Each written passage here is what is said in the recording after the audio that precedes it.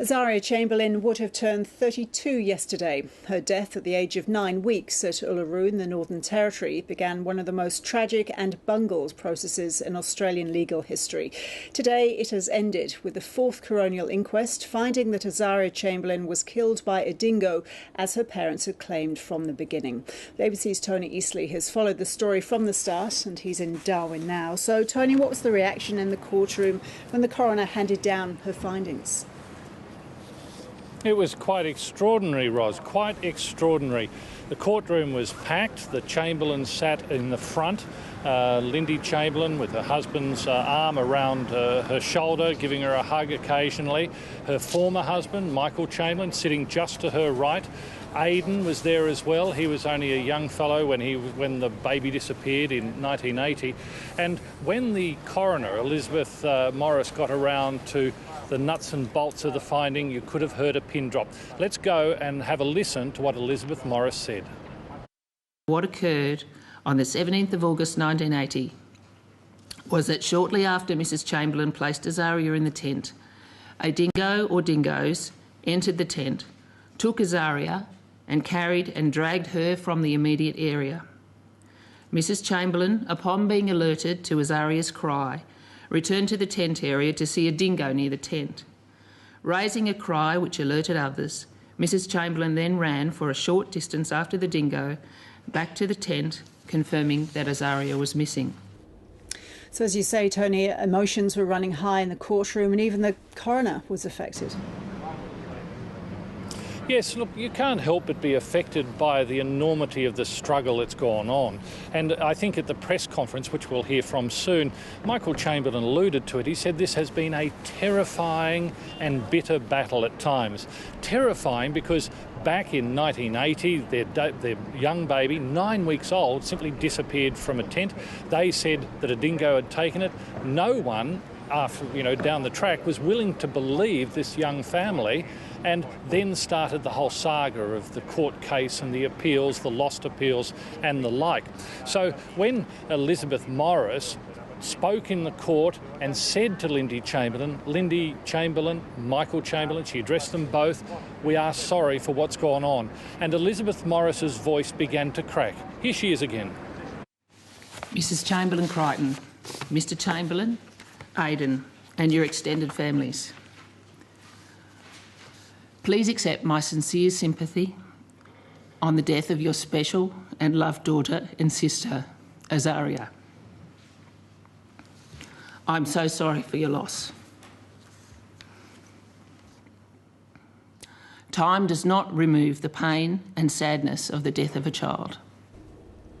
So, Tony, why was there a need for this, the fourth inquest, when the first inquest also came to the conclusion that a dingo was responsible for Azaria Chamberlain's death? Well, there's been so many inquests, and the first one, Ros, was with Mr. Barrett. Now, that inquest actually found that a dingo played some role in the disappearance of Azaria Chamberlain. The second inquest, however, was completely different. So, in essence, it quashed the findings of that first one. Then, of course, there was the trial and conviction in 1982 here in Darwin in the Supreme Court.